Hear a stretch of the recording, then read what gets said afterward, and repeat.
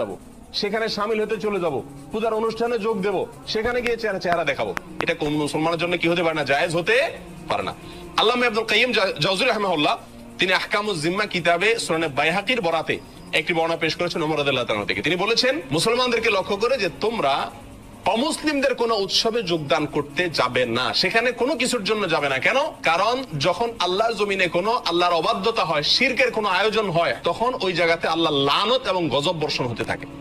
ওই জায়গায় গেলে সে লানত এবং গজবে তোমাকেও পেয়ে বসবে, বিদায় সেখানে যেও না। ইবনে মাজাহ এক হাদিসে আসলে নবী আলাইহিস সালাম সতর্ক করেছেন যে একটা সময় আসবে যখন আমার এই উম্মতের কিছু লোকেরা মূর্তি পূজায় সরাসরি যোগ দিবে, আর কিছু আছে মূর্তি পূজারীদের সঙ্গে মিশে একাকার হয়ে যাবে। আজ তার বাস্তব নমুনা আমরা দেখতে পাচ্ছি। দুর্গা পূজাতে বহু মুসলিমরা চেহারা দেখাতে চলে যায় এবং তথাকথিত উদারতা দেখাতে চলে যায়। পাকিস্তান একটা দেশ, আমাদের একটা দেশ।